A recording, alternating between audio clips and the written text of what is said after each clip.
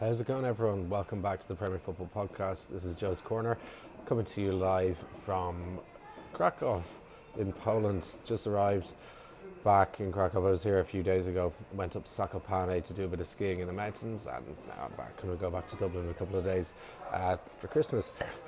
Big news coming out of Arsenal today, of course, that Mikel Arteta has been named our new head coach. And as an Arsenal fan, very important to put some content out. Got a nice Christmas tree in the background. Currently working my way through a nice Johnny Walker Black and Soda Water.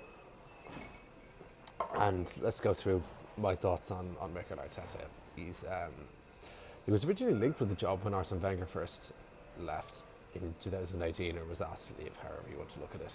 Obviously, at the last minute, we backed out of the deal and we gave the job to Unai Emery. He's since been let go 3 weeks ago today. And Arteta has just signed a 3.5 year contract. I think there's a train going on in the background in the hotel, some sort of kids thing, I don't know.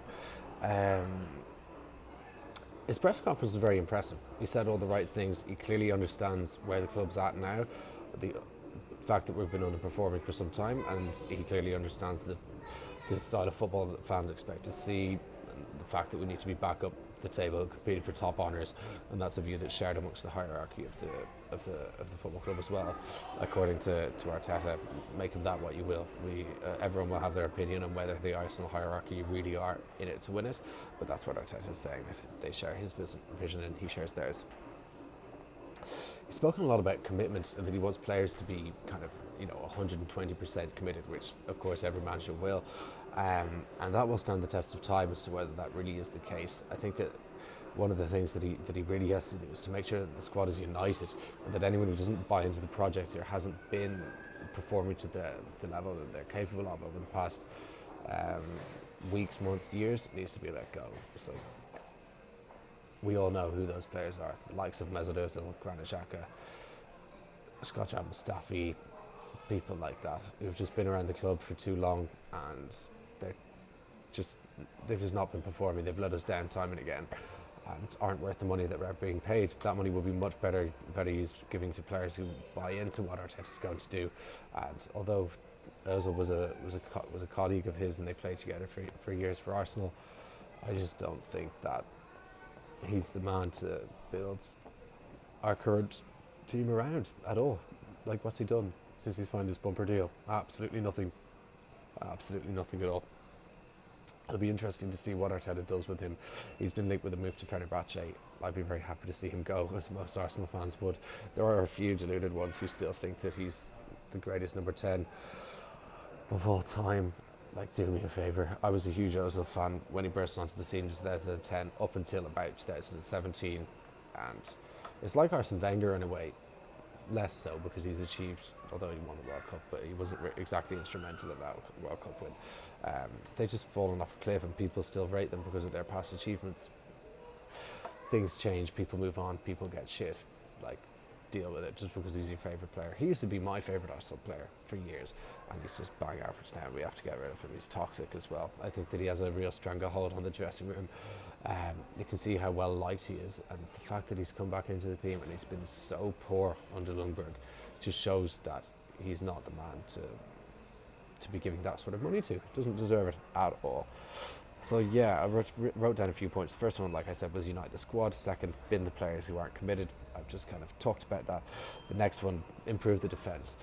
That is a huge ask for Mikel Arteta, and I think it's going to take more than his tactics. The word on the street, so to speak, what everyone is saying, Pep Guardiola, etc., is that this is a really tactically astute coach, and that there could genuinely be hope that he goes out and improves some of our defence.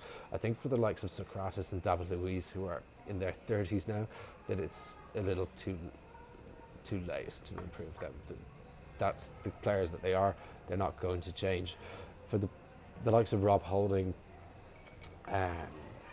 Callum Chambers, even people like Seyo Kolasinac, who has been fairly hit and miss with Arsenal fans so far. I think that he could do a job with him. I think that he's played reasonably well in recent weeks. He's actually out injured now, but I think that he could do a job with him. Obviously, his second choice Kieran Tierney has to be first choice when he gets back to fitness. And Hector Bellerin, whether Mikel Arteta can improve Hector Bellerin, they should have a decent amount in common. They came through the Barcelona academies, both played for Arsenal as well, of course. So maybe they have an affinity there that I don't know about. But hopefully they'll be able to improve Bellerin, because I think Bellerin needs a kick up the arse. To be perfectly honest, he's coming.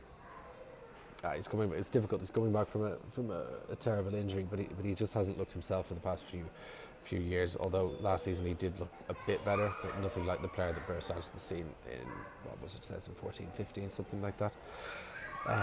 So yeah, obviously improve the defence is a big area for us. It needs to add structure and identity to our play. For far too long we've been passive since Unai Emery took over, even in the latter years of the Arsenal and Wenger reign. Just passive, letting games pass us by, no fight, no hunger, no direction, no clear pattern of play, and that's something that I think Arteta genuinely will address. I think that everything that we've heard from him, both himself and people that know him in the game, know that he's someone who's not going to just let people kind of do what they want. It's either his way or the highway, so to speak.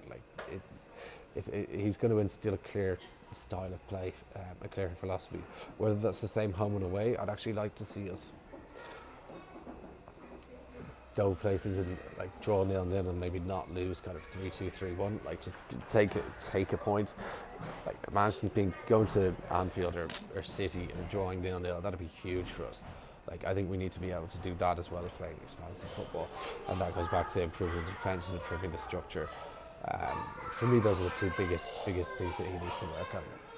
And yeah, regaining identity, bring back some free-flowing play. We've had enough of this bullshit fucking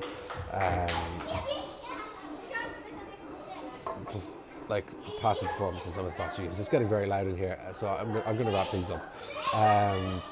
I'd like to say a huge welcome back to Arsenal to Mikel Arteta.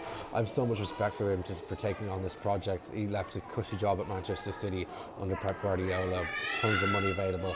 He could have been primed to take over there in a couple of years' time whenever Pep chooses to leave, and he's come back to Arsenal when we're in the shit, the lowest of the low that we've been in the last I don't know, since 1977, right? The last 40 years.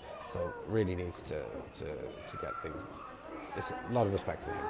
All right, thanks very much for watching. And we'll see you, if not before Christmas, but very shortly after. Please, obviously, don't forget to like the content, share it around, and subscribe, of course. Let's grow this channel. So thanks very much for watching. Talk to you soon.